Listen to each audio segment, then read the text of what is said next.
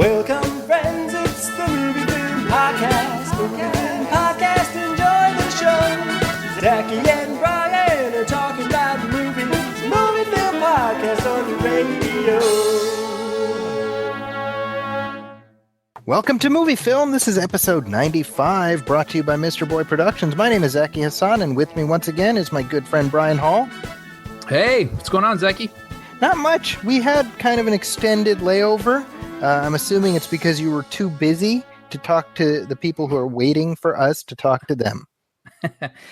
That is exactly correct. How'd you know? I think you said that, right? I did. And then you said maniacal laugh. Yeah, exactly. So what have you been up to? Well, I was actually out in Las Vegas this weekend.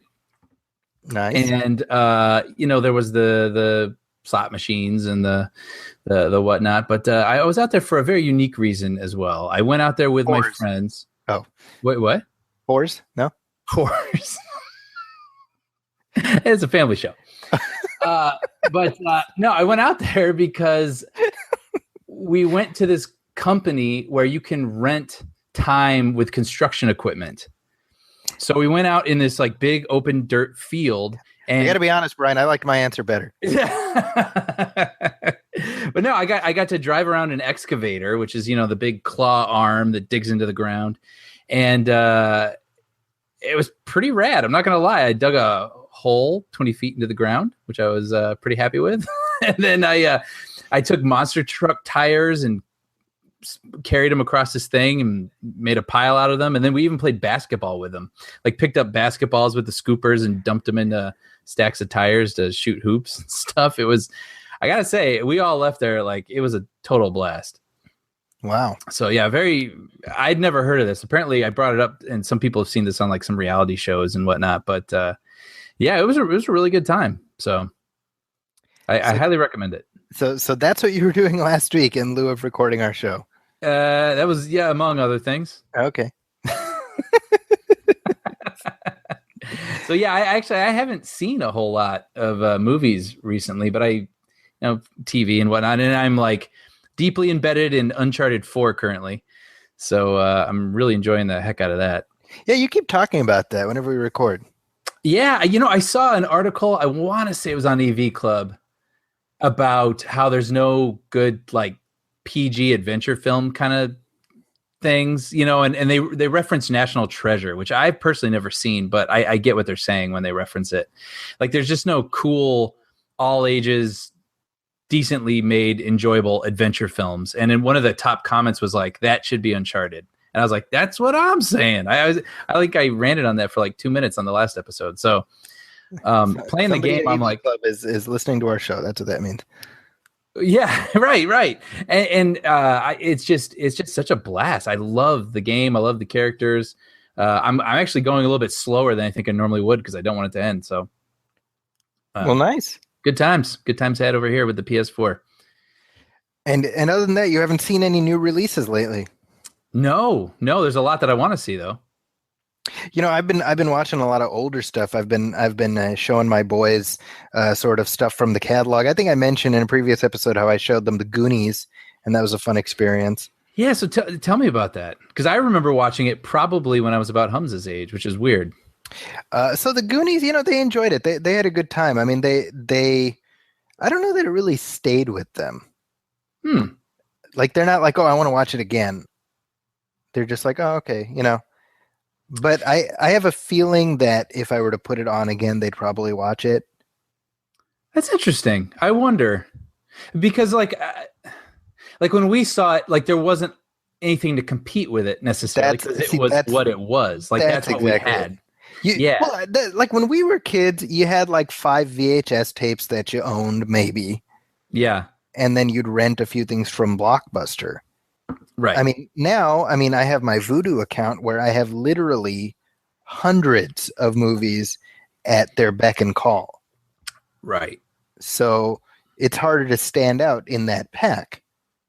Yeah. Well, I'm just trying to remember why I enjoyed it as a kid. Because now it's just, ubiquitous among in my movie DNA and whatnot. And so I'm just wondering, like, I mean, did they check with the adventure? Did they like the kids? Did they think it was funny? Did they think it was scary? Yeah. Like, They were not scared, which surprised. I thought they'd be scared by Sloth. They weren't scared at all by him. yeah. Which is good because you're not supposed to be. That's kind of the Right. They were down. I think for them it was just like, oh, okay, that was good. They weren't like, oh, that sucked. They were just like, oh, okay, Very interesting. yeah. I wonder if, and that's another thing too. Like, I remember as a kid in the 80s, 90s, like riding my bike with my friends and like looking for adventures and whatnot, and putting on a backpack filled with things that I thought would be But good. was for that a mission. because you had seen the Goonies? Probably, but well, half of it. I mean, yeah, I think that sort of backpack sense of adventure, I'm sure, was inspired by it in some ways. But at the same time, I mean, that's what we did. Like, we rode our bikes around the neighborhood. And I wonder if, I don't know. I don't have kids. I don't know if kids even do that anymore, if that's even safe. It's like not safe, right? I mean, that's the funny thing, because you watch a lot of these movies and you're like, if this were made today, it would not be made today. Right.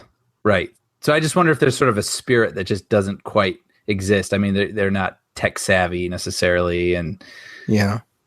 Like, well, I mean, I wonder about that a little bit, because like when we were kids, it'd be like, hey, like, we're going to go to the park, and mom would be like, all right, be back in an hour or whatever.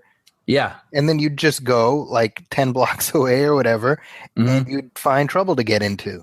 Yeah. And, now it's like, if I go to Target with my kids, I don't let them be even more than one row over. Yeah. So, yeah, I mean, that's just it. Like, maybe I'm thinking about it too much, but just with the sensibility and whatnot that have changed in the years, I just wonder if it just doesn't latch on to kids these days for that more subtle reasons even. But you know what's funny though, is shortly after the Goonies, I watched E.T. with them, which of course we all know your long history with that film, and so I was very anxious to get their take on that, and they were enraptured the entire time. I mean, I know my kids enough that they don't necessarily talk about movies afterwards, but while it's going, if they lean forward or they stand up during like a tense moment, that means they're really into it. Mm-hmm. And I remember the moment where E.T. is dying, my oldest stood up. Really? So I was like, oh, okay. He's engaged. That's what that means, Wow. So they really liked that, and they liked the music. And then afterwards, they watched all the behind the scenes stuff on the Blu-ray. Did it? I remember watching that, and it showed E.T. as a robot. Like, did you guys see that? We did, yeah. And they're like super interested in all that behind the scenes stuff. Okay, so it didn't like spoil anything for them. Like E.T. is not in fact real. No, that like, yeah. Well, you know what I mean. Like, I mean, even now, obviously, I know E.T. is not real. But when I saw that on the Blu-ray, I was sort of like, like I didn't need to see cables coming out of E.T. It'd be funny, like if while you were watching the Blu-ray features, you had like just a single tear roll down your cheek. Exactly. As you saw like the puppet of E.T. Yeah. No, I think that I think they're pretty savvy. I think they like watching all the behind the scenes stuff, and it's almost like at this point, Steven Spielberg is like their special friend, because they've just grown up not only watching his movies but watching him in documentaries talking about these movies. Like I could show them a picture of Steven Spielberg, they'd be like, "Oh, it's Steven Spielberg." You done good, Hassan. Yeah, you know what I mean? I feel like, all right, I pat myself on the back a little bit. Yeah. That's great. That's great. In addition to that, I also showed him a movie called The Last Starfighter, which you have not seen, I believe. It's funny. I was actually, no. And we talked about this on your Facebook page. And then that week, I went out to this bar out here in Sherman Oaks, California. It's called The One Up. And it's an 80s themed bar. It's basically like a mini version of the place from Tron, where it's like this bar and there's tables, and then there's like a whole arcade room, but it's all 80s games. Okay. And on the TVs, they just show 80s movies, and they were playing Last Starfighter. No way. Yeah. So I was like, okay, I need to watch this. But so you did not watch it at the thing? I saw like little bits of it. I mean, I was able to piece together what it was. Gotcha. Okay. So yeah. So tell me about that.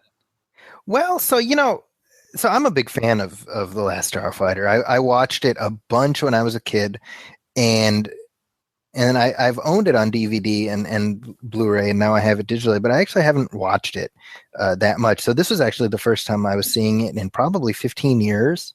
Mm-hmm. So it was almost a fresh experience for me. But I for a lot of these films, I feel like my philosophy is like, if they're gonna be exposed to them, it should be now rather than later. Mm-hmm. Because when you're a kid, you can paper over like technical flaws and even story flaws to a greater extent. Sure.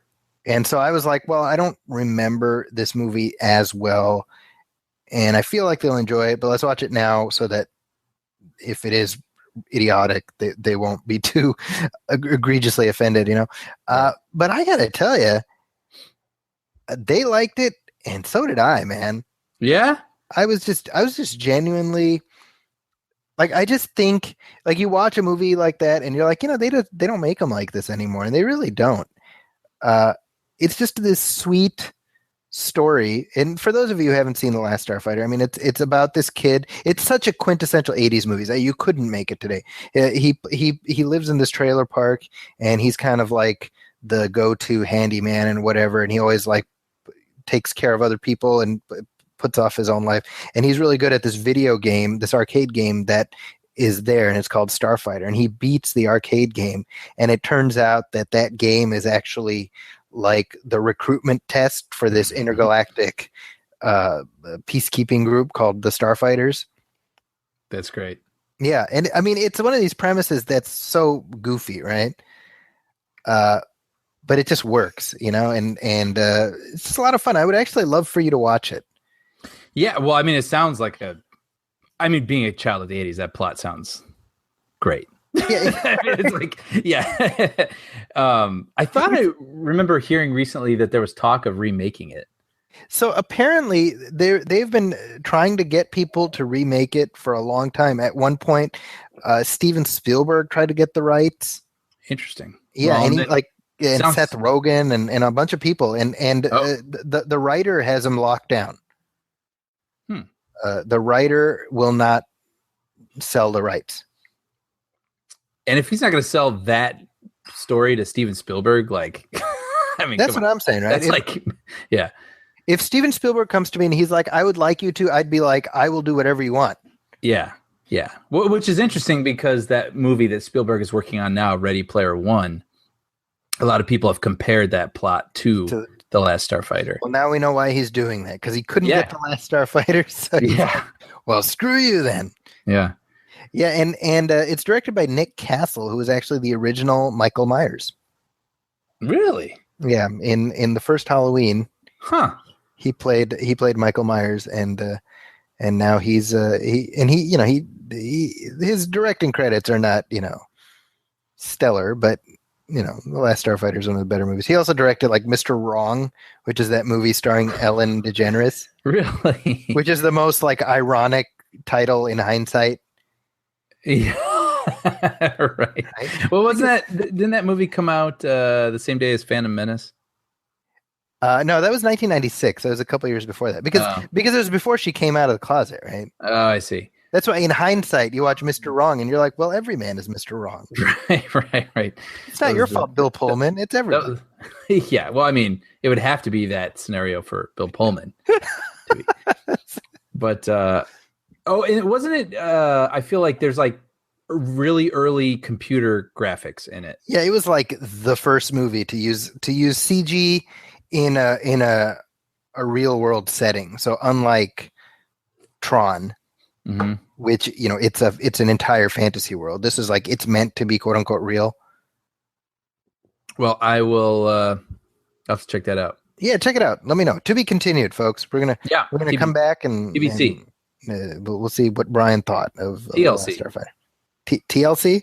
Don't go chasing waterfalls, Zaki. I don't know any of what you're saying. All right, never mind. I also saw The Nice Guys. This is like one of my most anticipated movies of the year, and I wasn't able to catch it.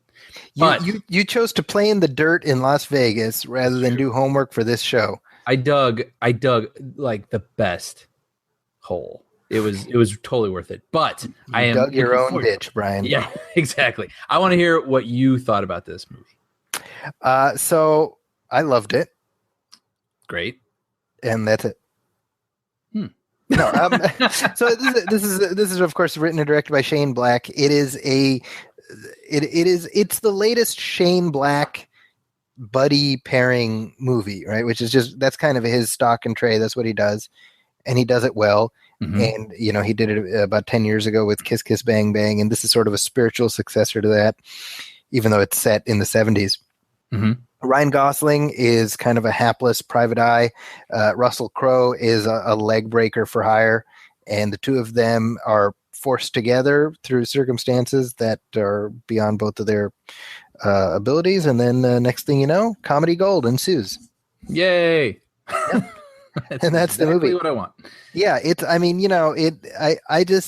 I love seeing a movie like this. I was grinning from ear to ear for big chunks of it because it was just so funny and clever. And it's not perfect, obviously, but the chemistry that Russell Crowe and Ryan Gosling have with each other, it's just like I want to see more of them together, even if it's not a sequel to this. I would love to just see them pair up again because I think they're terrific together. Oh, great. I'm happy to hear it. Yeah. So definitely see The Nice Guys. It's interesting because there seems to be a new, between The Nice Guys and Everybody Wants Some. We're seeing this resurgence in 70s/80s nostalgia. Mm-hmm. Yeah. Did you ever end up seeing Everybody Wants Some? No. I'm sure I will down the line. It wasn't on my race to the theater list. Sure, but I like Richard Linklater, and I'm sure I'll see it streaming. Yeah, I'd love to hear your thoughts on both of those. Yeah, for sure. Well, Nice Guys definitely next episode. So, well, hopefully it was supposed to be this episode, Brian. I don't know. I'm losing faith in you. Yeah, I actually got a contract to break ground on this new site. So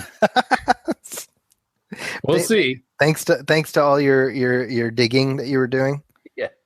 You got good at it? Yeah. Well, we thought we did. Well, real quick, I want to share an interview that I did a couple weeks ago, and this is with Kate Beckinsale, who you may have heard of. But I'm gonna assume that you have, based on the sound of your wistful your wistful swoon there. So Kate Beckinsale, of course, best known for the Underworld films and whatnot, and she is currently starring in a new film called Love and Friendship, and this is directed by Whit Stillman, who she worked with previously back in 1998 on a movie called The Last Days of Disco. I remember that title. Yeah, it stars Kate Beckinsale. It also stars Chloe Sevigny. And like I said, directed by Whit Stillman. So they reteamed this many years later, and once again there's Chloe Sevigny, and it's based on an unfinished Jane Austen short story. And so it's very much part of that genre, and Jane Austen is a genre unto itself. And I had an absolute blast talking to Kate Beckinsale about not only what it was like working with Stillman again after this many years and why she enjoys that process, but what it was like to play her character, who she essentially plays a kind of a conniving temptress who basically goes through life and goes from man to man, and she's sort of a man eater, and it's a comedy, and it's Jane Austen is kind of an acquired taste, and I this is pretty much within that realm where if you're not already on board, I don't know that it's necessarily going to turn the dial for you, but if you appreciate this kind of film, I think there will be a lot for you to like. If that makes any sense. No, for sure. Yeah, I got it. So let's go ahead and play my interview with Kate Beckinsale, and then we'll talk on the flip side. Can you talk about reuniting with Whit after this many years? Was it something you'd been hoping for, or was it a pleasant surprise? Well, Whit sort of went subterranean for a really long period of time, so I didn't really know if that was something to even hope for, to be honest. Whit is a very interesting creature, so he could easily pop up in any other career. You know, I sort of believe Whit can kind of do anything, and wouldn't be surprised by anything. But it was an extraordinary experience. The first movie we did together was my first American movie that I'd ever done, and it was the first time I'd ever had to do an American accent on film. And you know, the thing about Whit is that he is sort of Jane Austen in that respect, where he was at that time kind of specialising in a very particular strata of sort of social milieu. Which I was absolutely unfamiliar with. If you imagine coming from England and not having been to America at all. So I felt very unqualified to, you know, when I first got out there, I felt like this foreigner who was, you know, had to really learn about Connecticut and those sort of people and all of that. And luckily, you know, obviously Whit's rather unexpected, and Chloe was, you know, was very, very familiar with all that. And so I really was sort of following them around going, well, help, you know, who's this and should I listen to and whose voice should I copy? And funnily enough, Whit said to me yesterday that accent-wise, the only problem they had editing in Last Days of Disco was that in the scene between Chloe and I, she'd taken on my English accent. So they had to redo that. Really funny, I didn't know that until yesterday, which made me laugh. So this time it was a bit different because it was a bit more my territory. You know, I kind of started out doing Jane Austen. Obviously, I am English, so there is that. There was that. You know, it was a little bit easier. You know, we had a sort of epistolary relationship at first. You know, the back and forth emails. You know, given that I'm at base an academic more than anything else, and so if you say, you know, because Whit said I'd like to have your notes on the script, and of course I sent back a small thesis, and he'd harassed me for these notes for ages, and I was feeling kind of like, oh God, I've got to. So of course I did it like I prepared it like I would prepare anything I was doing at university, and he was like, oh, thank you, can you send some more? And I just sent some more, and then he was like, right, I'm getting a bit offended now. I was like, oh, wait. So we had a bit of a giggle over that, and but he's, you know, he's amazing because he's because he writes the script and he's directing it, and he's also got kind of a weird obsession with background actors. So, you know, I remember that from Last Days of Disco, where you'd have your most involved scene with your most dialogue and possibly a dance as well, and God knows what going on, and you'd get to the end of it and Whit would be going, there's a gardener, and you know, you go, why are you not looking at all? But he is, obviously. It was just this time round I was prepared for it, but the first time I was like, oh my goodness, does he hate what I'm doing? You know, he's looking at the gardener, does it? But he's also got such an amazing gift for what truly is funny. And it might be that the gardener's funnier than you. Well, just picking up on what you said, I mean, I think that's this character. She could very easily have become sinister to the point where the audience turns against her. And I think you manage a very delicate tightrope walk. So, I mean, what was your process as a performer? Were you aware of that? Were you aware of, like, I don't want this to dip over where the... I think that the thing that you really don't want is for it to be arch, you know, and have that kind of moustache twiddling, I'm a villain thing, you know, but, you know, Whit is so, as you know, Whit is so sensitive to nuance. The script that he wrote, I didn't feel, the way I read it, I didn't feel that she was like that. And I think if your sensibility and the directors are very similar, you know, it wasn't something that we were going, oh, watch out, you're coming off like too much of a bitch here. You know, in fact, he would have me sort of, you know, his notes are always act a bit less or do a bit less or don't have so much emotion here or there. Or, you know, they're pretty much usually that, or something to do with the background.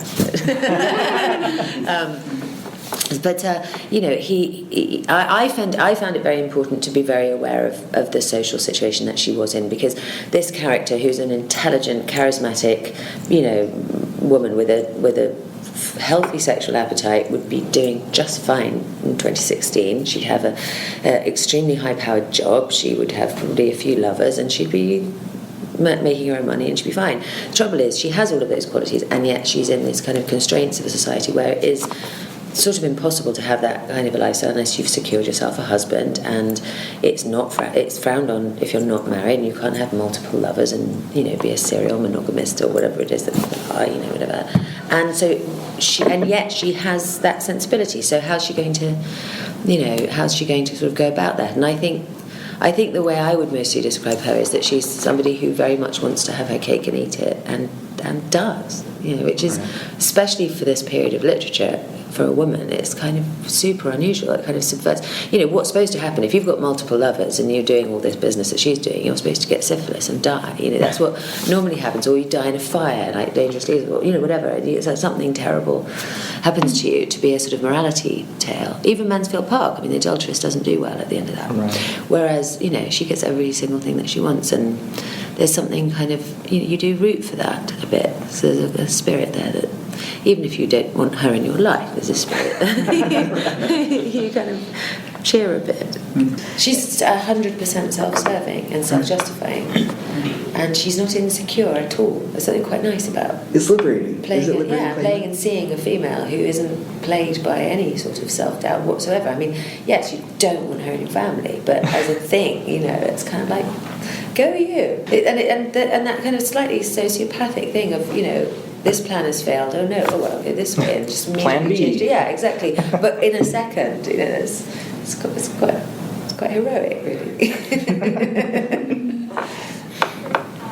In terms of Jane Austen is almost a genre in and of itself, and it's something that has transcended the period in which it originated. What do you attribute that to? I mean, what to you is the appeal of the Jane Austen genre?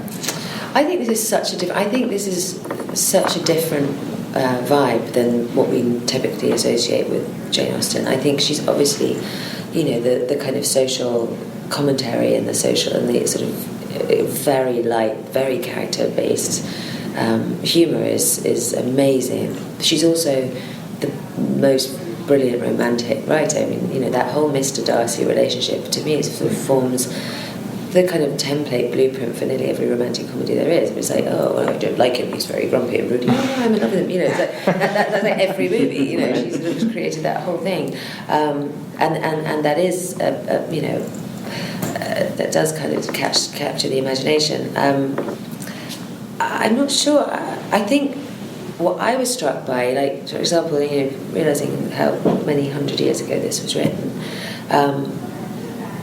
the kind of, we had the screening last night, and people were sort of laughing a lot, which was great, but also kind of gasping with a kind of shock at this behaviour and thinking, that was written in 1794, we're in 2016, we've got internet porn, like, we can see people like fucking animals, like, you're going, Jane Austen thing, this is great, like, we're all linked, like, I felt like Avatar, do you know what I mean, like, we're all linked up every generation. I really kind of, like, was an amazing thing, thinking, I love the fact that, like, we're in Castro in San Francisco in 2016 and people are gasping in shock at getting Jane Austen, like, heroine.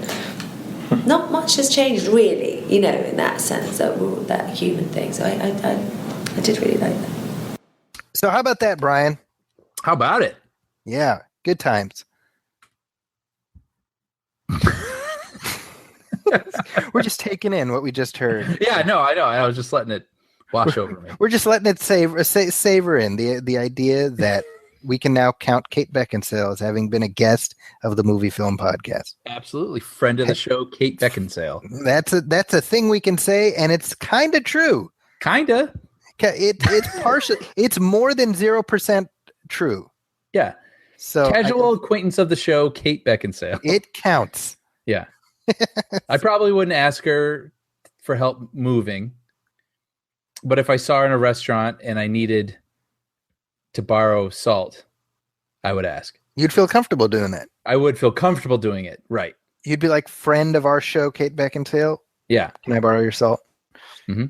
And I don't know that she would give you her salt, but you'd feel comfortable. I'd feel okay. You'd feel okay. Yeah, That's sure. the important thing. Okay. And that's why we do this, isn't it? It is. This is the only reason we do this, actually. Mm-hmm. Yeah. So we're making headway. Yeah. We want to be able to ask celebrities for salt. Yeah. Which, don't you feel like that should be like a new web series? Like comedians in cars getting coffee, asking celebrities for salt. Totally. Like, and it would be funny if every single one was like, excuse me? Like, it was just this awkward encounter. I'm not going to lie. As we're talking right now, I'm like, I want that show to happen. Yeah. I think that it would be like, basically each episode would be like a minute, maybe. Right. So you'd have to find like a celebrity in some sort of restaurant and get the table next to them and have like some sort of, I guess, hidden camera. I don't know. And then it's like, oh, excuse me, Seth Rogen. Keep pass the salt. He's And like, and we "Sure." want to see what the reaction will be. Yeah. Yeah. Or maybe it would have to be like big camera crew. So they're like, what? Yeah. No. 'Cause they think you're going to bother them, but you're just asking. You do this in collusion with the restaurant, and then before it's like there's Seth Rogen. Now he doesn't know it, but we're gonna go up and we're gonna ask him for salt, and we're gonna see what happens. Okay, let's do this. Well, once we clock all these episodes, then we go over and we're like, Woody Harrelson, could you? And he's like, oh no way! Can I pass the salt? Yes, I can pass the salt, and it'll become like a thing. And then we'll have to stop doing it. Yeah, because it won't be special anymore. Well, we just canceled our own show. Yeah. Just never mind. Anyway. All right. Well, let's talk some trailers. Yeah, I guess. Just to make up for that. Yeah, I need to come back down from that. Down to earth, right? Yeah. So the new trailer for Star Trek Beyond dropped earlier this week, and this it almost feels like this trailer is a response to the like whatever response to the one that I think it was in December of last year. I thought was that December? Holy cow! It's already December, crazy, right? The Beastie Boys one? The Beastie Boys one. That was December. Wow. Yeah, that's what we're referring to. It was in front of Star Wars. Yeah. Yeah, what we're talking about is the first Star Trek Beyond trailer came out, and it was, I mean, the entire trailer was scored to Beastie Boys Sabotage, which seemed sort of like an odd choice. Yeah, and I mean, the problem I had with that trailer, which I didn't mind, by the way, but it was like it was trying too hard to appeal to the cool kids who are never going to be into Star Trek anyway. Right. Like that's the thing, right? Star Wars is the cool kids thing. Star Trek is not. Right. Sure. And I think this trailer, course corrected a little bit in the other direction. Let's play some of the audio and then let's talk about it, because I'm obviously the Trekkie of our group and you are the non-Trekkie of the group. So I'd love to get your take on what you thought of it. So let's play some of that audio. My dad joined Starfleet because he believed in it. I joined on a dare. You joined to see if you could live up to him. You spent all this time trying to be your father. And now you're wondering just what it means to be you. It isn't uncommon, you know. It's easy to get lost in the vastness of space. There's only yourself, your ship, your crew. You really want to head back out there, huh? Okay, so I liked this one a lot better. I've been on board ever since they announced Justin Lin was directing. I think he's a really good choice. And when I read his interviews, he's coming at it as a fan of Star Trek, much more so than J.J. Abrams, who's like, I don't really like Star Trek, but I'm just doing it, but I don't really like it. Like, that's his whole, like, he's trying to be accepted by the cool kids. Which is interesting, because do you think that J.J. Abrams, would have directed Star Wars had it not been for Star Trek? I think Star Trek was his audition reel to do Star Wars. Right. So yeah, it's weird how that works, right? Right. It's interesting. But it's funny because when you say that about the cool kids in Star Trek versus Star Wars, I was talking, well, I mean, this isn't like some sort of insight I have, but Star Trek, the reboot from 2009, yes, I want to say, with J.J. Abrams, that was like a hit. Like, that was a popular movie. And I talked to people that probably haven't seen any other Star Trek stuff just as recently as like a week or two ago. Yeah. And they were telling me how much they loved the first reboot Star Trek. Yeah. And it just sort of, it's funny when you said that, because it triggered that. I was like, oh yeah. Because I remember hearing that and thinking like, yeah, that movie really appealed to everyone. It did. Yeah. I mean, they were talking about it like, oh, it should be nominated for Best Picture. Wow. Yeah. I mean, well, the opening 10 minutes of that movie are like maybe one of, the top whatever openings in recent memory. Starring some kid named Chris Hemsworth, whatever happened to him.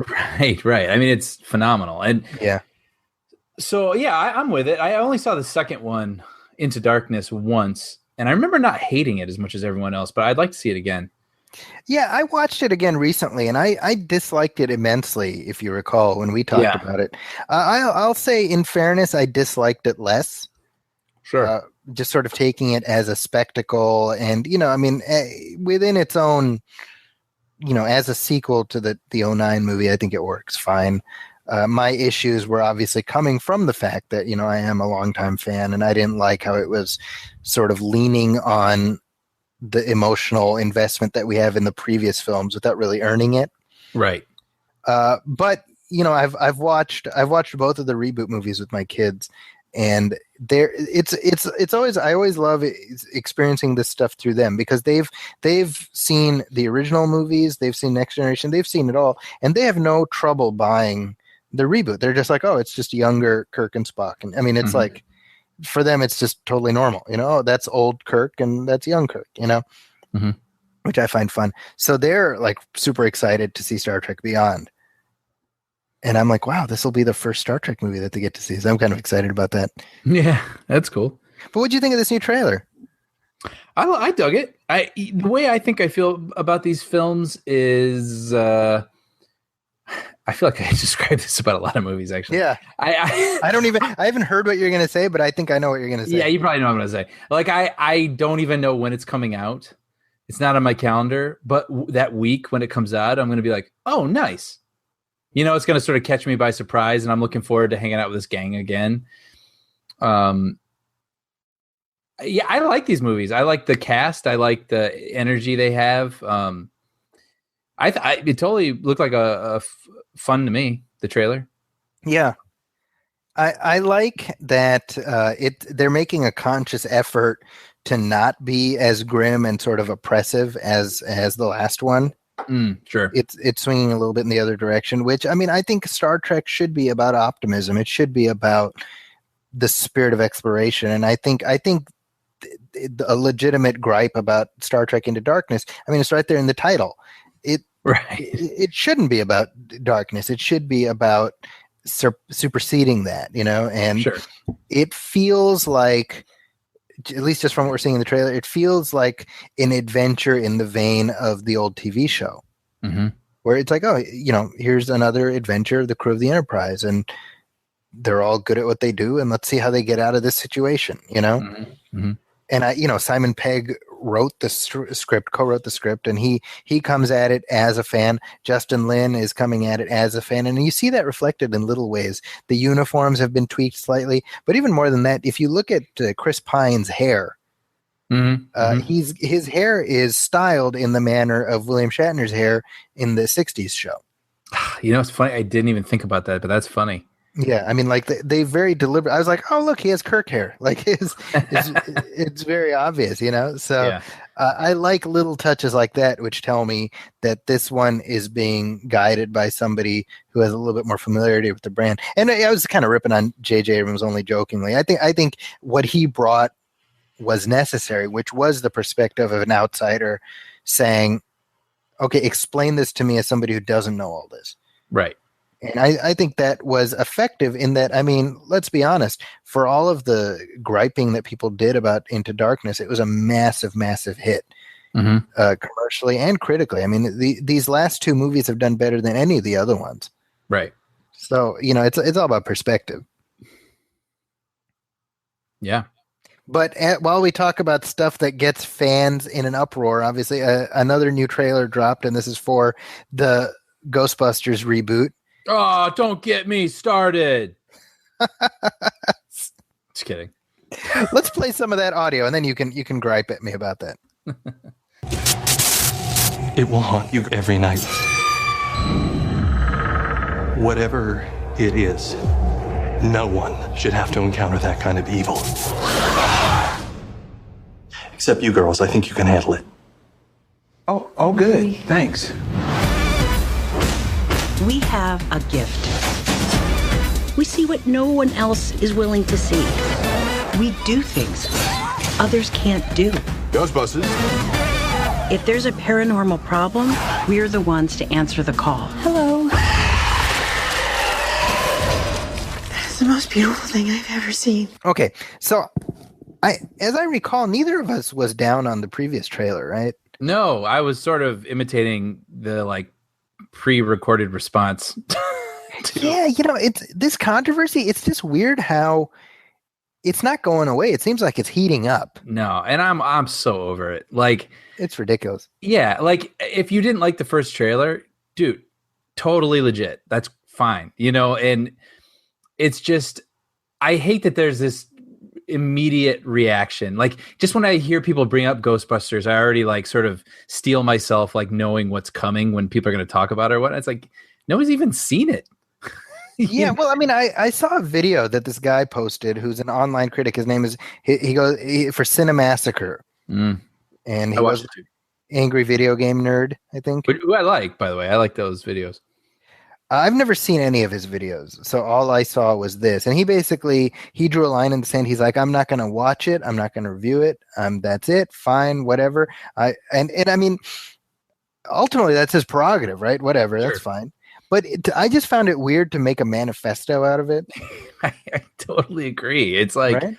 It's just a movie. Like it's, I just don't, I was talking about this with people at work and we were saying like, well, what if it was like Back to the Future, right? Was getting remade. Like, how would you react to that? And I was like, well, obviously I wouldn't be happy about it. Would you watch it? Yes. Uh-huh. I would. And I probably would even try to accept it as its own thing. And then someone was like, well, what if it was like an all female, like Doc was female and Marty was female? I was like, who cares? Like, I don't care. Like that's not the point. Like, what if they all started like making out with each other and you'd be like, go on. But I was like, I don't know. Even when they said that, it helped me to understand even further what a stupid thing that is. Like, I understand the people who are passionate about Ghostbusters that don't want to see it reimagined because they don't feel like it has there's no need whatsoever to see it reimagined at all. So sure. I do understand that and I respect that, but the immediate hatred, toward this. I feel bad for Paul Feig. I mean, geez, like, oh my God, tried to take on this thing. Like, all right, I'm gonna try to make the best version of this thing that I can, and like, he has just had to. I mean, he's had to go through. He's gotten just shit on left and right online, and I've seen tweets that people have sent his way. And again, we've talked to Paul Feig on the show. He's a smart guy. He's not a hack by any stretch. No. I mean, this guy did Fixing Geeks. Remember, we like him. He knows comedy, you know what I mean? Yeah. And beyond that, like, the question I have is, did we have as visceral a reaction about the RoboCop remake or the Total Recall remake or the Karate Kid remake? Or, I mean, there's plenty of beloved properties that have gotten the remake treatment that we haven't seen a reaction to like this. Not like it's funny because when you say all those, I'm like, yeah, I remember hating that. I didn't hate Karate Kid, but I hated RoboCop and that other one. Not the outcomes, but I just mean hearing them announce. It was like, what? But right, Ghostbusters is definitely on another level. So I gotta ask. I mean, is a big chunk of it sexism? Unfortunately, I'd really love to be one of those people that doesn't think it is as much as being touted, but sadly, it seems like it is. Yeah. Not all of it. There are some level-headed people out there that just don't want to see their beloved thing reimagined, like I said, because they feel like there's no reason, which I totally get. I mean, it's weird, right? Because I think I said on this show, I was like, initially, I was opposed to the idea of any new Ghostbusters at all. Mm-hmm. Because I was like, I'd just like it to be the way it was. And then I mean, that was sort of the irrational part of me. And I think as for all the time we've been talking about it on this show, I'm essentially at a point, it's like, well, I mean, it is what it is. And if it's good, it'll remain a part of the consciousness. And if it's not good, it'll fade away, just like those other remakes I mentioned. Right. I mean, if somebody's like, oh, let's watch RoboCop, nobody's like popping in the 2014 one. No. If somebody's like, let's watch Karate Kid, they're not even watching, even though that movie was a hit, they're not watching the Jaden Smith one. Right. And it's weird. I mean, the wheel tends to go back unless it's warranted the other direction. It's so weird living in this like day and age of outrage. Yeah, it's funny that you say that. I was just on Twitter earlier today, and I saw the hashtag trending, "Give Captain America a boyfriend." Okay, sure. Did you see this? No. So apparently there's a movement now to make Captain America and Bucky lovers. Okay. And I just thought it was a joke, but reading some of the stuff, people are very serious about this. Right. And I find it amusing that we're at a point, like when I was a kid, that used to be something like that would have been like, you write fan fiction for that, Sure. But now it's like, no, you need, like, you, owner of the thing, you need to do it this way. Like, you need to make this happen. Right. And when it doesn't happen, when the owner of the property is like, no, we're going to do it this way, like, there's this righteous indignation. Right. And people report on it and make it a legitimate thing. Exactly. Right. Like a couple months ago, there was controversy, and this is how screwed up this is. There's a Marvel Netflix series called Iron Fist coming out. Mm-hmm. So Iron Fist, if you're not familiar with the comic, it's about this guy who wanders into this sort of lost land in another dimension and learns kind of their mystical arts, and ends up becoming like the defender of this city, right? And he's this white guy. So they cast this white guy, and people got upset at them, like really pissed that they didn't cast an Asian guy. Mm-hmm. And they're like, he's a character, he's like a martial artist, and this was an opportunity for Marvel to have an Asian lead, and instead they cast a white guy. And I'm like, but he's white in the comic. Sure. Like that's like, and because I'm like, if they had cast an Asian guy, I would have been like, all right, cool. Mm-hmm. Right? I wouldn't be like, why didn't you cast somebody who looks like the comic? But you can't get upset at them for doing what's in the comic. Right. You know what I mean? And then I'm like, isn't it just as much of a stereotype to be like, oh, it's a martial artist, you should have been it should have been a Canadian, should have been an Asian guy. I don't know why I went Canadian. Like, isn't that a stereotype too? And that's just it. I mean, no matter what you do, you're damned if you do, you're damned if you don't. Right. So with this Ghostbusters, it's like, when you think about it, you had a few options, right? Number one, you continue on with the original cast. Okay. Right. That option obviously was no longer on the table. Right. Option two, you continue on with new actors playing the original characters. Mm-hmm. Would people have accepted that? I'm going to say no. Right. Like somebody else as Peter Venkman, right? Right. And then option three is you reboot it. Well, I guess option three would have been you continue on with, you have a sequel, but you pass the torch. Same universe, right? Right. And then this is option four, you reboot it. I mean, none of those are great options. Right. The only option that people would have been down for was the first one, which was not an option. Mm-hmm. So, okay, there's either not making it, which wasn't going to happen because this is a corporate property, or there's, you do it and you're going to upset people.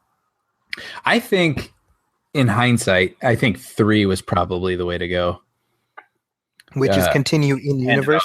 Yeah. I 100% agree with that. That would have been my the reasoning for that, I've said it here, is because Paul Feig is like, oh, we wanted to show the origin and how they become the Ghostbusters. And I'm like, well, we've already gotten the best version of that. Right. So, but I understand as a filmmaker his desire to tell that story. But yeah, you know, I don't know. Well, to me, it's like Amazing Spider-Man, right? It's retelling a story which really we got a pretty darn good version of that in the 2002 Spider-Man. Yeah.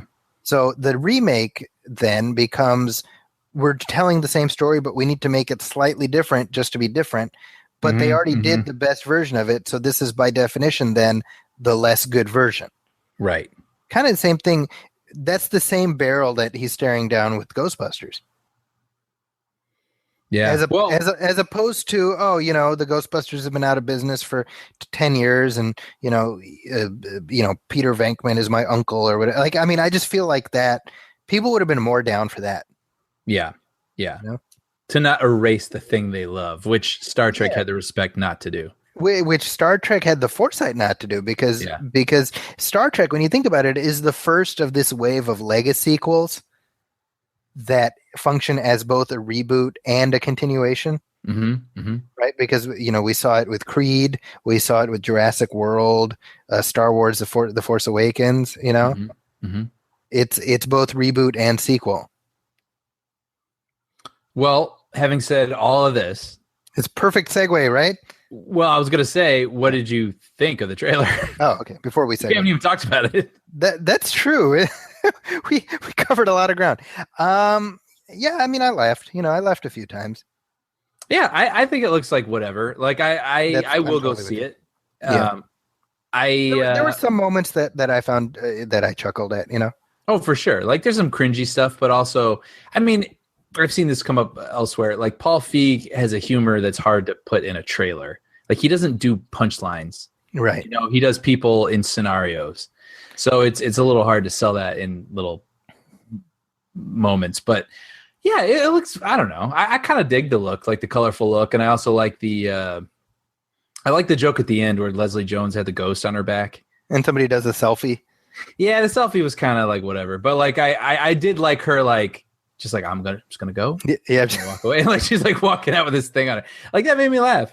What's funny? I had a conversation with somebody who was like, I find it offensive how Leslie Jones is playing the stereotypical black woman, and I'm like, I find what you just said way more offensive. Than...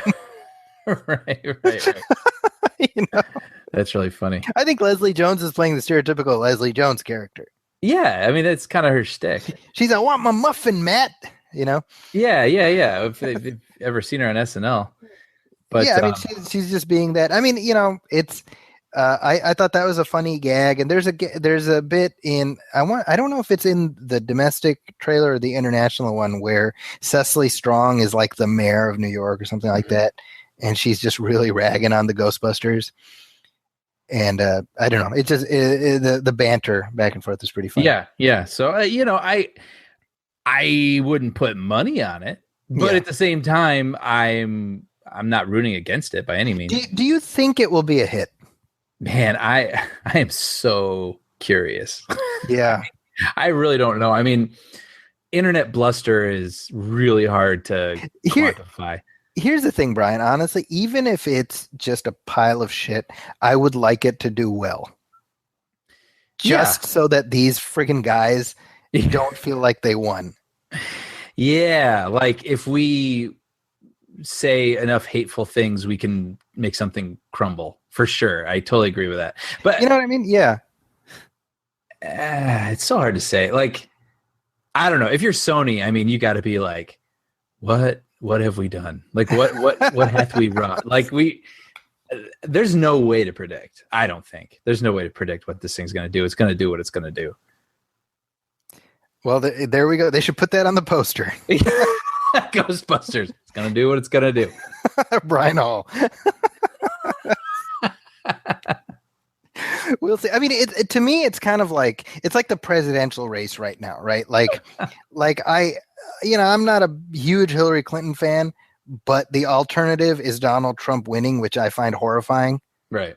So it's like I would rather see her win just so that these hateful idiots who've like backed him, like that's kind of the Ghostbusters release is really a metaphor for the 2016 presidential race. Is what I'm saying. Yeah, they knew. You check those leaked Sony emails; they saw it coming. Well, that's the thing is to read those Sony emails is to see the future, because even the Spider-Man deal with Marvel, you saw it presaged in sort of Kevin Feige, his interactions with Sony about Amazing Spider-Man 2, and all those leaks are like a treasure trove of like future film lore. What's funny too is you're in them. I know, right? How weird. Did we talk about this on air ever?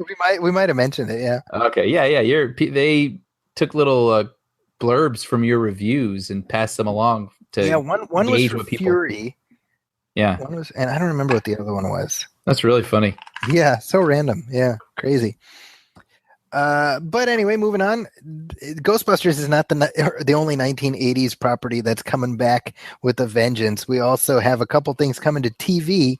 So let's do our movie, film, TV preview segment. So, Brian, you know what a big fan of Lethal Weapon I am. Yes, I do. And we've talked before about how they're bringing it to TV. Mm-hmm. And we've both expressed kind of mixed feelings about Lethal Weapon coming to TV. Yeah. Some concerns. So earlier this week, they dropped the trailer for the upcoming TV series of Lethal Weapon. Now, this is going to star Danny Glover. No, it's not going to star Danny Glover. I wish it starred Danny Glover. That'd be nice. That'd be great. It's going to star Damon Wayans, as Roger Murtaugh, and this guy whose name I don't remember as Riggs. That would be helpful, right? To know what the guy's name is. Hold on, let me look that up real fast. Oh, I thought that was almost a commentary. It kind of is, but I don't remember his. I've never seen him in anything. Yeah, I don't know if he's Australian or not because it seemed like he was doing the whole early Mel Gibson Australian accent leak as he was talking, but maybe that was just my imagination. So his name is Clayne Crawford. Clayne Crawford, which, and he's American. He's actually. Oh, really? He is American. Yeah. Huh. He's from Alabama. Okay. So maybe there's a little Southern twang. A little twang, yeah. And he's not that much older than us, actually, which is like that's kind of weird to realize. But so this is a TV series. Now let me tell you what happened with me. On a week ago on Monday, I was on my way to see The Nice Guys, and as I was waiting for the movie to start, I got on Facebook. It was like, oh, here's the trailer for Lethal Weapon. So I watch the Lethal Weapon TV series trailer right before I watch like what's missing from the Lethal Weapon TV series trailer. Right. Which might play some role into why I had such a viscerally negative reaction to this. Sure. Here, let's play some of the audio. What the hell are you doing? Martin Riggs, we're gonna make a great team. We got a DOA in Griffith Park. Is the DOA dead? Dead on arrival.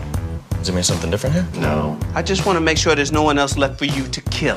Just you and me. I've seen a lot of crazy people before, but this dude is in a class by himself. Okay, so, there wasn't anything necessarily bad about this. I would say, you know what I mean? No. It just felt unnecessary. I did find myself at first surprised, like, oh, okay. Like, this might not be bad for a TV show. But Sure. Then I found it turning more and more into, oh, it's just a TV show. Does that make sense? Totally. Yeah. And there was a moment, too, in the middle where Riggs goes over to Murtaugh's house, and has dinner with his family. And I was like, is the pilot just going to be the movie? You know what I mean? Yeah. Which can't blame them in some ways, but I don't know. It's like, it already exists. Right. But then again, I mean, you can't stray either. It's sort of a catch-22, I guess, doing something like that. But this is the problem, right? I mean, and again, we're sort of doubling back over ourselves because I know we discussed this before, but it's like Lethal Weapon is not a concept. Lethal Weapon is those actors as those characters. Yep. In the same Much way, like Rush Hour, which they just did, and it got canceled after like 7 episodes. Were you just about to say that? Yeah. Yeah, that's exactly it. I mean, that's Jackie Chan and Chris Tucker, not like an Asian guy and a black guy who are cops. Like, it's like, you know what I mean? It's very specific. Well, and like, I'm trying to think, like, if in the fall, if next fall, like, let's say Lethal Weapon does well, next fall, they're like, oh, we're doing Die Hard, the series, and here's, Jack Schmo as John McClane. Right. Like, we'd be like, no, there's only one John McClane. Mm-hmm. And he might be a prick. He might be a really, unpleasant person to deal with in real life, but that guy is still John McClane. Mm-hmm. Well, until the next Die Hard movie, right? Where he's a youngster. Okay. But touche. However, but even still, I mean, hopefully that movie doesn't get made. But if it does, even still, it's being wrapped within. But it's still Bruce Willis. Yeah, I totally. You're a 24 fan. I am. And did you see the trailer for this 24 Legacy? Yes. What did you think about that? All right. So okay. I mean, we're seeing a linkage here because all of these old properties are trading on the name recognition, and even like familiarities with the logo or whatever. And we see it with Lethal Weapon on Fox, which I think you and I agree looks just kind of whatever. Yeah. What about this 24 Legacy? They're doing something different. So they're not recasting Jack Bauer. No, they just got like a new hero, and yeah. Remains to be seen. I have no idea if this guy's any good or not. I mean, he was in Straight Outta Compton, and I really liked him in that. But with 24, I gotta say, it's a little different. Only in that I like the creative minds behind 24. Sure, like they've delivered for as many weak moments as that show has had. Like it's not even worth bringing up because of how strong it's consistently been overall. Like they just know how to craft a great action show that I feel is head and shoulders above other things on television. Like they just know how to make a great television thriller that feels better than television. So if they're making a new show and it's starring someone else, I'm willing to bet it's probably going to be pretty good. See, here's me, right? Because in my mind, 24 is Jack Bauer. In the same way Die Hard is John McClane. So, like, we wouldn't want to see John McClane recast, but we also wouldn't want to see Die Hard starring, or featuring the character, whatever, like some guy. Mm-hmm. Right? And so I see this trailer for the new 24, and I'm like, call it something else. And say it's from the makers of 24. I see. Well, but, I mean... Because even, think about it. But real quick, I was just going to say, I understand wanting to carry on CTU. Let's put it that way. Like this thing that they created, this, other people working within this thing that we're familiar with already. So even still call it something else. Have CTU in it. Have it exist in the same universe. But they still want to do the conceit, right? With the 24-hour real time. But that's the thing, right? Because it's not real time because it's going to be 12 episodes. Okay. So then it's like, okay, but it's set in a day. Okay, well, just because it's set in a day, does it have to be 24? I'm really not trying to be devil's advocate here, but I'm not either because I haven't even watched 24 since the second season. Oh, okay. Well, because I was going to say, I don't know, for some reason, this specific example, I don't really mind it because it's sort of the branding. Like it's like a brand, like 24. I know what they do. I know what it feels like. And if they want to tell another story in that universe, I just feel like they're such good storytellers. I don't mind looking at another corner of that universe and calling it 24 : something else. Okay. Personally, I don't mind. But I totally get what you're saying. And I would probably agree with you on something else. See, so with 24, we're going to have to this is like a to be continued. Yeah, we'll have to see for sure. But again, the Lethal Weapon thing is just weird. And I am such a fan of those movies, all of them. To me, it's like that story ended, and let's let it be over. That's okay, right? Or I just, in my opinion, we've talked about this all the time. Like I'm down for almost anything as long as it's good, right? And it's just.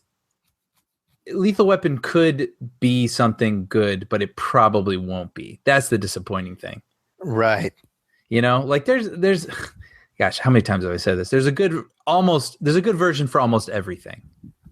There just is. Like you do almost everything within reason, of course, can be done true to itself and right and well and be a good thing.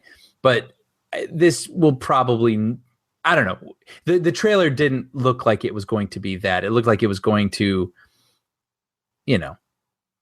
pander a little bit, take advantage of having the familiarity we have from the movies and, Yeah, I mean, I think fundamentally there's nothing inherently about the buddy cop formula that's unique anymore.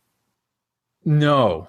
right? Well, that's funny you say that. Is we just praise nice guys? Well, and in other the formula itself is not unique, but you have to do something different. Yes. So sure. so this is in the 70s, and it's I mean they do stuff, and it's how they twist it that makes it unique. Lethal Weapon is like the prime example of that formula at its most primal, right? Mm-hmm. And so the idea of coming back to that, and it's just the same thing. And now the only difference is now it's the same thing without the actors we love in those roles. Yeah. Right? Like if they were, let me put it this way, if they were to make Lethal Weapon 5, maybe not now, but let's say 15 years ago. Mm-hmm. Well, what makes it unique? Nothing really. It's just a cop movie, right? Right. But we like Mel and Danny in those roles. Right. So that's what would have made people go see it. Yeah, no, I completely agree with this. I mean, and to be fair with what I was saying with Ghostbusters, I mean, you have to see it to know. Right. But the trailer didn't have that spark that, instilled confidence in me that it would rival the thing that, or at least live up to the thing that we love. And it's a shame because I like Damon Wayans. So I would love for sure. to see him be in a success, That was a really interesting choice. Yeah. I remains to be seen. Yeah. So, okay. So also to be continued. Yeah. Another reboot from the 80s coming to television again. This is MacGyver. Yes. MacGyver. Let's play some of that audio. Tonight on MacGyver. Not that audio. Oh, sorry. Okay, Mac. It's all you. Are you nervous? No, it's just another Friday. I'm the baddest mother up in here. MacGyver, how did you escape from your terrorist holding cell?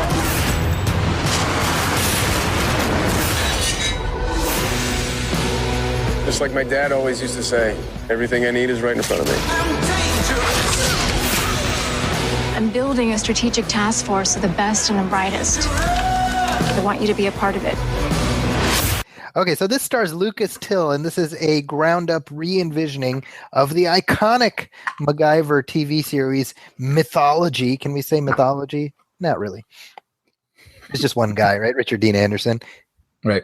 Who and every episode would involve MacGyver being caught up in some kind of various shenanigans, and then he would, use whatever was around to get him out of trouble. That was the show, right? I mean, basically. Yeah. And it was fine. I mean, have you ever revisited MacGyver in your grown-up years? No. I would be curious to, but I haven't. I've seen it on Netflix, and usually I'll watch the opening theme music, and then I find something else to do. So I've actually not made it through an entire episode, and that's not necessarily a knock on the show, but I mean, it's just I don't feel compelled to either, Yeah, I agree with that. Sure. But I at the time when it was on, I remember really enjoying it. And I mean, it lasted like 8 seasons. They did 2 TV movies. They've been trying to bring it back for a while. I think even there was a show called Young MacGyver they were trying to do where it would have been like MacGyver's son or something like that. Yeah. Oh yeah, I forgot about that. Right, like this is maybe like 10 years ago. Mm-hmm. But so, what do you think about this trailer? I wish I had been a little bit nicer to Lethal Weapon because I'm gonna complain about this one. I'm just gonna sound like super negative. Ah, man, it's not again. I try to be an optimist, probably to much people's annoyance. Like, okay, Brian, we get it. You're an optimist. Fine. Shut up. I just did not like this trailer at all. I found it really annoying. It felt super TV. Like it felt like, I'm sorry, no offense to people who like CBS, but it just felt like a CBS show. In that it felt like it was trying to feel cool to older people. I thought the guy playing, I wanted to punch MacGyver in the face. That was the impression he gave me. He did not seem like this cool, interesting guy who just happens to do things with science that are kind of interesting. Yeah. Like Richard Dean Anderson had this sort of like unassuming thing going on. Right. And he just did what he did, and he was just cool because he was cool. But this kid, like, he's got this long hair ponytail. It just seems like he kind of knows he's like cool. And I don't know. I didn't find him likable at all, actually. And it's a shame because, he's in the X-Men prequel films. Who's he play? He's Havoc. So he's in all three of these current films. So you'll see him in X-Men Apocalypse, and I like him in those movies. Yeah, and it's not him. It's the character he's been given to play. It's the character, and I didn't. The interpretation of MacGyver, from what I remember liking about Richard Dean Anderson, I did not feel. I felt like it was this new thing where they thought it was like some cool attitude they're going to give him to make it modern or something. I don't know. I wasn't much impressed by this. It's just, I mean, if I saw it walking down the hall toward me, I'd turn around and walk the other way. There you go. What if it asked you for salt? That's the real question. I'd have to. It's my show. Yeah, I mean, I'm just like, MacGyver went off the air in the early 90s, right? And it's not like it's really been part of the cultural fabric, right? I mean, not really. I mean, do people talk about MacGyver? I feel like it's referenced blindly by a lot of people. Yeah. Probably of a certain age, but I don't think people actually remember the show. Yes, I think you're right. Yeah, like the whole, I need to fix this. Give me a paper clip and a Q-tip. Right. People can make that joke, but I don't think people really remember the show. People like that's probably part of the reason MacGruber didn't do that well. Sure. Because it was a parody of something that most people don't remember. Right. So that's I'm just like, who's the audience for this? Because the trailer is leaning heavily on nostalgia. Or not nostalgia, but like familiarity. Right. With the concept, you mean? With the concept, yeah. Not nostalgia. And I'm just like, I mean, let me put it this way. I will be shocked if this series lasts. I give it half a season tops. Really? Oh, that bad, huh?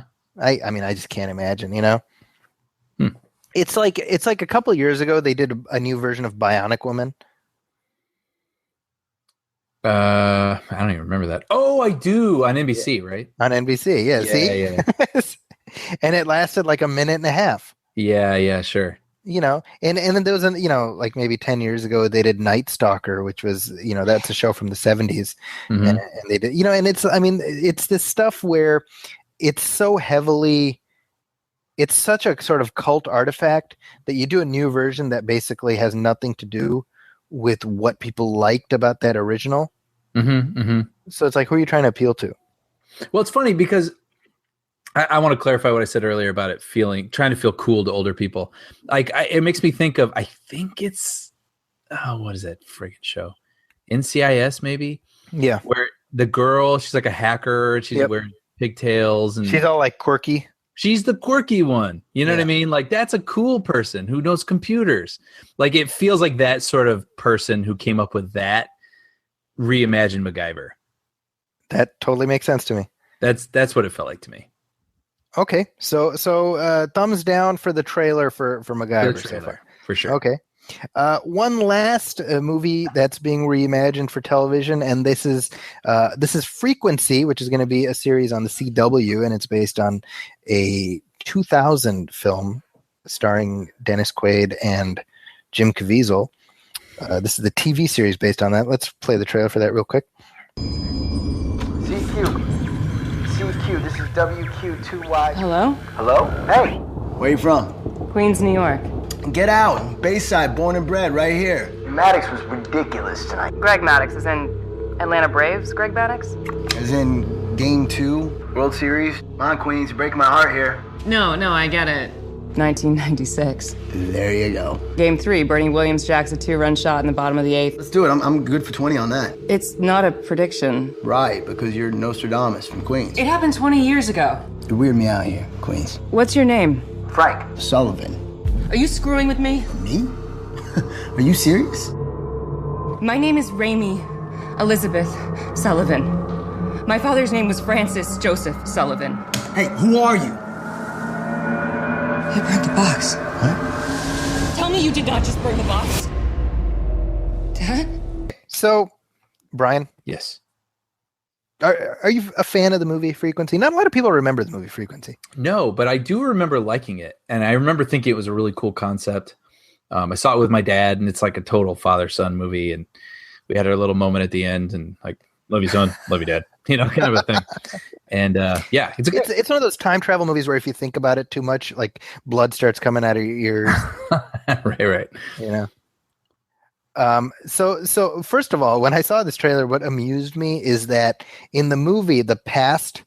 So for those of you who don't know what the premise is, it's a son whose father was killed sometime in the past, and through some weird, quirky movie magic, he's able to talk to his father in the past from before he died. So 30 years previously, and he's able to give his father the information he needs to not be killed. And then as a result of him not being killed, changes have happened in the past that are affecting the present of the son, which is 30 years later, and they're communicating with each other across this ham radio across time, and they're helping each other solve a murder, some such thing, right? That's the gist of it, right? Yeah. And the original movie came out in 2000, so the 2000 was the present, and the past was like 1975 or some such. In the show, the present is now, and the past is 1996. Right. Which is just 4 years before the movie came out. Yeah. Which is nuts. What'd you think of this trailer? I liked the movie, so I started it ready to go like, okay, let's do this.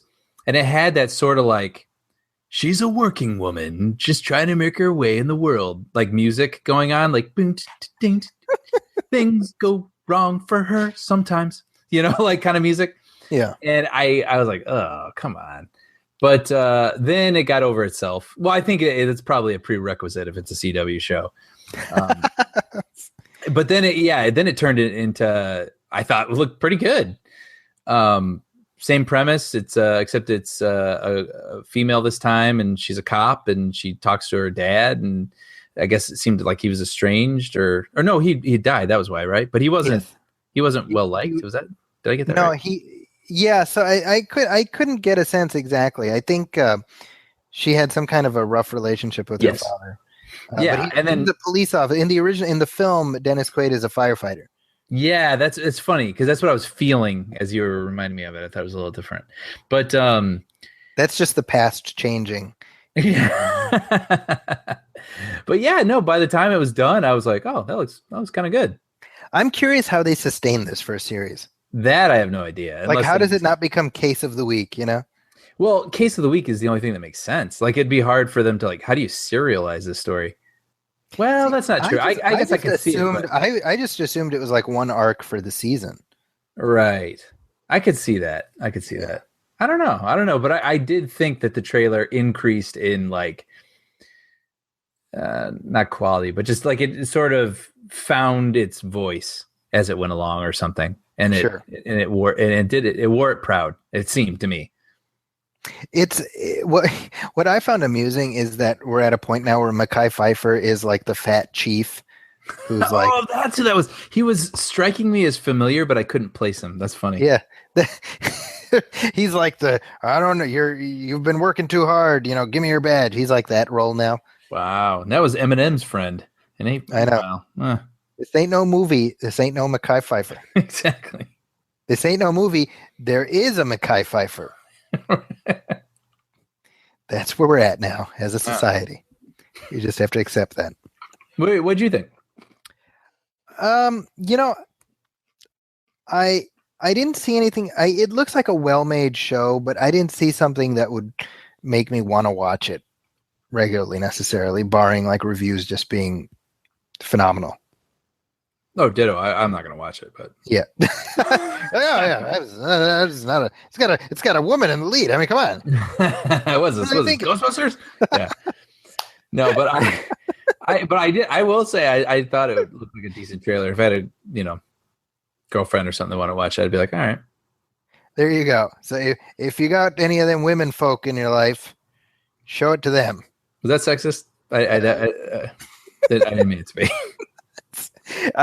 I'm sure you didn't mean it to be, but I chose to spin it in that direction and make you look as bad as possible. Make me look internet edgy. Exactly. You know, to the extreme. All right. So real quickly, I got some headlines to discuss. Okay. So Brian, there's been a major shakeup at DC Films. You don't say. Well, I mean, the mere fact that there is a thing in existence now called DC Films, which wasn't there like 2 weeks ago. Now, Batman v Superman, I really like it.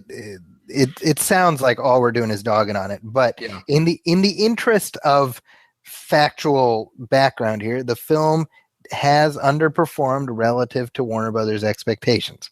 Right. Fair statement, right? Yep, that is fact. Now, in factual reality, yes, the movie made insane amounts of money, and nobody's going to say $800+ million is a flop. It's clearly not a flop. Mm-hmm. However, based on word of mouth, box office being less than they expected, and reviews being catastrophic, Warner Brothers has made a lot of big changes. Number one among them being that Ben Affleck is now executive producer of the Justice League film. Yeah, which is interesting. Well, so you know this, and you have some experience with this. The executive producer title can sometimes be ceremonial. Mm-hmm. Sure. It's essentially a pay raise. Right. However, that's not always the case. No, I mean, a lot of times it's like someone can have something to do with a film and they had one little instance where they helped the film along and then they get an executive producer credit. Right. Or they can be someone who is like a guiding, hand. So, for example, Steven Spielberg was the executive producer of Jurassic World, but one can assume he had a lot of involvement in the behind the scenes as far as having approval on casting and things like that. Right. Right. I mean, that's probably a fair statement. Oh, yeah. I would totally imagine that. So Ben Affleck being bumped up to an executive producer on Justice League, is this, in your opinion, just a guess, is this a ceremonial bump up or is this a Ben Affleck help us out bump up? I think it's a Ben Affleck help us out for sure. I mean, I think you brought this up when I was listening to you on the Batman on Film podcast. I believe you said this, where it was saying, with Zack Snyder at the helm, Warner Brothers is sort of saying, they trust the director of Argo more than they trust the director of. Was that you? That was me. Thank you. Yeah. Then the director of 300. Yeah. And which makes sense when you think about it. I wonder, as far as the behind the scenes. Here's my question: is this Ben Affleck sort of feeling humiliated after putting, essentially, was he having like Daredevil flashbacks and he's like, I'm not going through that again, and by hook or by crook, I'm gonna, take some ownership of this. But I humiliated. I'm sure there's a little bit of that, but I think even more than that. I mean, he's proven himself to be a good filmmaker / storyteller. Yeah. Right. And he knows what's wrong with the movie. I'm certain he knows what's wrong with the movie. And he's getting to play not just like some superhero. He's playing freaking Batman. He's playing the superhero. Yeah. And so I'm sure he's like, all right, I have thoughts on this, and how to preserve his, his time in the legacy of Batman. So I don't blame him. And I think, it's kind of wise why not let him have a say? Because like I said, he's proven himself. He knows how to tell a story. So related to and by the way, Affleck is also, of course, directing the Batman solo movie, the untitled Batman solo movie, which he's co-writing with Jeff Johns, who's a screenwriter and comic book writer. And related to all these moves, Jeff Johns has been bumped up to the head of this, the co-head of this new division called DC Films that'll be in charge of, sort of having some kind of uniformity with the DC roster, right? Right. So is this the first sort of move towards Zack Snyder getting pushed out the door? He will probably, it's funny because he'll probably have the whole sort of thing that Jon Favreau had, but for different reasons, right? Explain that. Where he sort of kicked the thing off, and then they'll probably have him be, like we were talking about, a ceremonious executive producer credit on a handful of films, and then eventually he'll just sort of, be let go. Yeah, I mean, it seems like Favreau gets credited on all the Avengers movies, and I'm not sure if he's credited on Captain America. I'm wondering if he has like a finder's fee where any Tony Stark movie he gets an executive producer credit, but certainly on the Avengers films he did. Yeah, for a while though, I feel like he was not getting credited anymore, but they said they were going to bring him back for the next Avengers movie. For the Infinity War? Yeah. Well, in some sort of advisory role. He's right. So in other words, he wasn't involved in a creative way, but he is for sure credited on Age of Ultron. Mm-hmm. And he had jack all to do with that. Right. So it's almost like, certain directors who, when they do the pilot of a series, they're the executive producer for the rest of the run. Right. Right. So it's almost like Favreau directed the pilot of the Marvel universe, right? Right. So it's with Zack Snyder. It feels like, first of all, I wouldn't want to be Zack Snyder right now making that Justice League movie. Yeah, I mean, talk about overthinking. Yeah, he probably has 3 Warner Brothers executives living in his anus. Probably. Which would be uncomfortable, I'd imagine. But just, I mean, we're seeing this massive shifting going on behind the scenes. And to me, I feel like everything, as far as Zack Snyder goes, everything hinges on how Justice League does. Yeah. Because you mean whether or not he stays in a prominent role? Whether he has any involvement moving forward. Right. Right. It's meant to be a 2-part thing. As of now, I'm calling it. He will not direct part 2 of Justice League. Interesting. That would be my prediction. Mm-hmm. But we shall see. We shall see. Now, of course, if we're talking about DC, we do have to talk about the competition. And Thor 3, of all things, is shaping up to be one of the Marvel movies I'm most excited to see. Are you a fan of the Thor films? I'm not a fan, but I mean, I think I liked the first one. I thought the second one was fine, but neither is like when we look at the top tier, like I want to watch a Marvel movie. You kind of watch Thor when like a bunch of the others are unavailable. Sure. I liked Thor. I liked the first one. Yeah. The second one, I liked aspects of it. Sure. But I know you strongly disliked it. I did not like 2 very much. Yeah. Yeah. But anyway. But it seems like Marvel recognizes that the reaction to Thor 2 is not as good as it could have been, because they're lining up what I'm going to say is the best ensemble of any of these movies that I have seen, just in terms of like heavy hitting actors from top to bottom. Yeah, there's a lot of people in this movie. So here's a list here. So of course we have Chris Hemsworth coming back as Thor. We have Tom Hiddleston as Loki, Anthony Hopkins, of course, as Odin. But then we have Kate Blanchett as Hela. She's hella fine.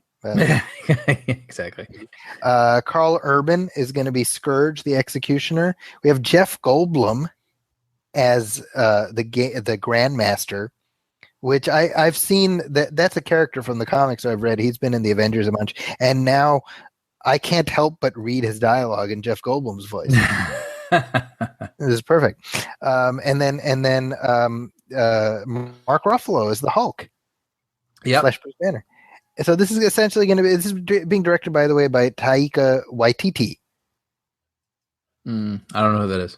So he's kind of this up and coming director. He's actually, you know what? I know him as an actor. Remember the Green Lantern movie? Mm-hmm. He's like Hal Jordan's buddy, who he like shows off his powers to. Yeah. You vaguely remember it, probably. Right? I remember that scene. Yeah. So the guy was like, "You're a superhero" or whatever. Right. So in addition to starring in obviously not great superhero movies, he's also kind of an up and coming indie director. Okay. So he did a movie called, I want to say it's called The Boy. And he has something else coming up, which I've heard is good. But anyway, for whatever reason, he got on Marvel's radar. But just looking at the cast list, I'm kind of like, I'm really intrigued by how they managed to rack up this many really talented actors in this one movie. Must be something to it. Must be something, right? Yeah. So I'm hopeful. And on a tangential connection to this, Michael Keaton is going to be the villain in the new Spider-Man movie. Yeah, I saw that. That's really interesting. I mean, at what point do you run out of actors to be in Marvel movies? Right. Well, here's the way I look at it, Brian. J.K. Simmons was J. Jonah Jameson, and then they lost him to the DC universe, and now JJ is going to be Commissioner Gordon. Right. But now Batman is the Vulture. So, the universe gives, the universe takes. It's right. The ebb and flow. Good point. It's time and tide. Yeah. But again, Michael Keaton in a Spider-Man movie, I want to see. I wanted to see it anyway, but I know this gets you a little bit more interested, right? Yeah. I'm ready to rock with the Spider-Man one. I'm ready to go in and be like, all right, let's do this. Take three. Right? Exactly. Now, I was just reading about this. This is something you brought to my attention about how Netflix has signed an exclusivity deal with Disney. Yeah. Now, explain why this is a big deal to me. Well, it's a big deal because Disney owns everything that we love. Basically, I mean, like Disney movies are obviously enormous. What they have Pixar, they have Marvel, they have Lucasfilm. I mean, all the heaviest hitters every year are under the Disney banner, really. And it just seems like, usually there's like HBO, Showtime, whatever, and they have these exclusivity deals with different studios. And those are sort of what we've had for the past 20 plus years or whatnot. But now Netflix, which is like strictly a streaming service, is going to be the only, pay TV option that will have the biggest movies coming out available. That's really, it seems like a paradigm shift. Right. So this is not going to apply to a la carte services. Meaning what? So a la carte. When you say a la carte services, so a la carte, like Amazon, like if I want to buy it on Amazon. Meaning that you won't be able to find it on Amazon. That I will be able to. Oh, I'm certain. Yeah, but it's not going to be on like Hulu or Amazon Prime. Correct. Because. Yeah, I mean, just like you would be able to buy, whatever on Amazon, whatever Blu-ray you want, and then, half a year later it's on HBO. It's just Disney gets the exclusive streaming, just like it would with HBO, right? It's not like that's the only place it's going to exist. Okay, gotcha. Yeah, that's my big question, because I mean, if because like Vudu, for example, you can buy films on there. Would a Netflix agreement prevent movies from being available on Vudu? Oh, I have a better understanding of what you're saying now, because I was thinking like, well, it's not like you're not going to be able to buy, But in some ways I was thinking like hard copies. But you're right. Like I don't know. That's kind of interesting with Amazon streaming, where you can rent a movie or buy it, let's say for like $14 or something like that. Right. I don't know. Because think about it, right? Like Disney's digital, like in order for you to watch your Disney movies on Vudu, there's an arrangement between Vudu and Disney. Right. Does this negate that? And so will my Disney movies disappear from my Vudu? That is a really good question. I'm not sure. We'll find out, Brian. Yeah. Well, we'll see. We'll see. Well, with that in mind, I mean, do we have any Star Wars news? I don't think so. Really? well, there is a potential title for Episode 8. Well, supposedly the title that apparently it comes from an official source is The Fall of the Resistance, or Fall of the Resistance. Okay. Yeah. That makes sense. It's kind of like an inverse way of saying The Empire Strikes Back, right? Yeah, but the difference is, let's assume as a hypothetical right now that is the official title. Here's why, and I don't care big picture, but why I like it less than something like, for example, Attack of the Clones or The Empire Strikes Back. And I never thought I'd say, the Attack of the Clones is a good title. But when you say Fall of the Resistance, you've told us what's going to happen. Oh, that's funny. Yeah. Right? Like The Empire Strikes Back doesn't tell you, it doesn't spoil the movie. Right. It just means they're going to strike. Oh, that's a good point. So that's one reason I kind of hope it's not the title, but by all accounts, that is the official title. That is really interesting you say that, because when you said that title, I pictured like a base in flames and them on the run, and that spoils the movie. You're right, exactly. You know, good point. I mean, it's kind of like how Francis Coppola originally wanted to call Godfather Part 3 The Death of Michael Corleone. Right, for sure. I'm like, well, if you call it that, right, then we're just waiting for it. Yeah, then we're just waiting, exactly. Yeah. You know? And then when it happens, you're like, really, that's it? Yeah. You know, so I don't know, but by all, I mean, again, that seems to be official, and I guess I'll be eating crow if like 2 months from now that's not the case. But yeah, we're at as far as Star Wars news. I don't like a week going by without Star Wars news, Brian. You know why? Why? Because I just love the music that we're playing right now. I don't like not hearing that music. That's funny. Well, that basically wraps things up for this week, man. Yeah. So, I'm glad to be doing this again. It feels like you said, it's been a while, and I always enjoy chatting with you. Well, we're going to be making up for lost time, because next week we'll be back to talk about X-Men Apocalypse, and the week after that we'll be back to talk about Teenage Mutant Ninja Turtles Out of the Shadows. Boom. And bear in mind, folks, we are barreling towards our big episode 100. Crazy. Something big is going to happen. I don't know what it is. we haven't planned. We should probably, but something big, and it's going to blow your minds. Actually, I don't want to say that, because in case it doesn't. Yeah, right. But the fact that we made it to episode 100, that's kind of a big deal. I think so.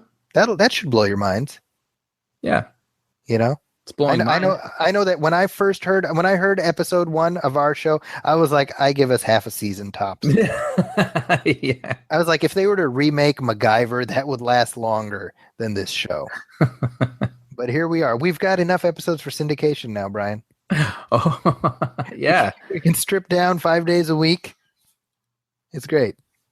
I'm excited. Sounds good. Cut out, about 10 minutes per episode. Yeah, the episodes will be ruined. All the topical references won't make any sense. They can speed us up by a percentage. Make it would go be faster. Like, yeah, you know what's funny is every once in a while, I'll go onto either Hulu or one of these things where you have old episodes of Saturday Night Live. Mm-hmm. And when you watch like a Saturday Night Live from like, let's say, the early 90s, the weekend update, which is like the centerpiece of the show, is basically 10 minutes of nothing you understand. Right.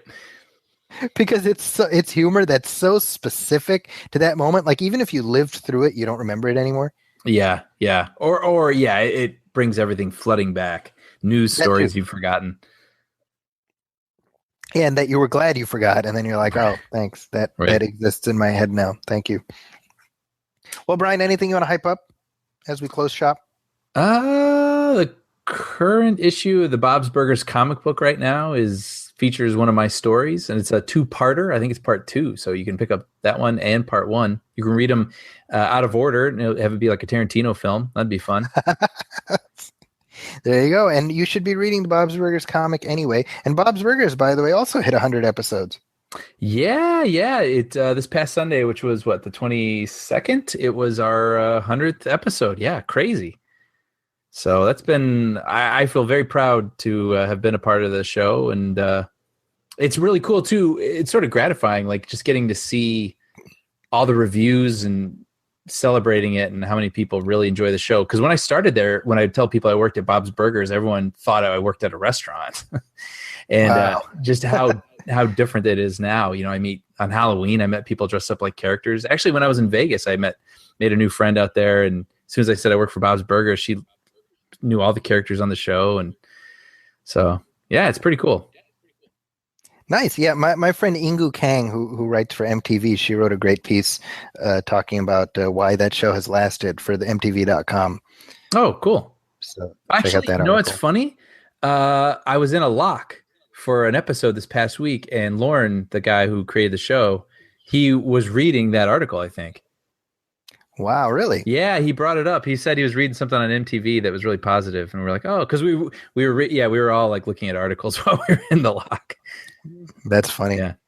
Yeah. So that's written by my friend Ingu. She's also part of the San Francisco Film Critics Circle. Oh, nice. Yeah. So you should be watching Bob's Burgers, folks. Yeah. And buy the comic. Help Brian out. Brother gotta eat. Brother gotta eat. As for me, I've got some cool stuff. I have a bunch of new Nostalgia Theater episodes coming up. I just recorded a couple days ago with Ralph Garman for a fascinating conversation about the Batman 1966 TV show. Ralph Garman, for those of you who don't know, is the entertainment reporter for the Kevin and Bean show down in LA where Brian lives. But in addition to that, he's also co-host of Hollywood Babylon, which is a podcast with Kevin Smith that is essentially the progenitor of this show. So the fact that I got to spend an hour chatting with him is definitely one of those highlights of my existence thus far. And I'm really looking forward to having you listen to that. And in addition to that, I also just guest appeared on the Batman on Film podcast with Bill Ramey and Rick Shue. We talked about Batman v Superman and the DC universe. I also just guested on Out Now with Aaron and Abe, which is another movie podcast, and we talked about Nice Guys. This has been like a podcast week for me, Brian. This is my third podcast this week. Believe it or not. And I listened to the Batman one, and I really enjoyed it. Oh, yeah. Thanks for checking that out. And yeah, you can find that. It's on iTunes. It's everywhere. Batman on Film. And our show, by the way, is also on iTunes. It's on Stitcher Radio. It's on TuneIn Radio. It's on Player FM. It's also, as of today, on Google Play Music. So you have one more way of checking this show out. It's amazing to me that there are so many platforms by which it can be heard. And I'm really grateful that people are checking it out. And while I say that, please continue to send your feedback and comments. We didn't do listener letters this week, but we will have that back next time. And if you have a review that you'd like to leave us, leave us a star rating, anything, whether it's on iTunes or Stitcher, wherever. Let us know what you think. The star ratings are what matter, and even a one-word review will help. If you want to reach out to us, moviefilmpodcast@gmail.com is the email address. Our Facebook page is facebook.com/moviefilmpodcast. If you want to talk to me, I'm at Zaki's Corner on Twitter. My website is zakiscorner.com. Also, my movie reviews go up regularly at the Huffington Post, as does this show. And as I said, we'll be back next week with more summer movies to talk about. And I'm excited to be back in the swing of things. My name is Zaki Hassan, and on behalf of Brian Hall, this has been the Movie Film Podcast. We'll catch you next week.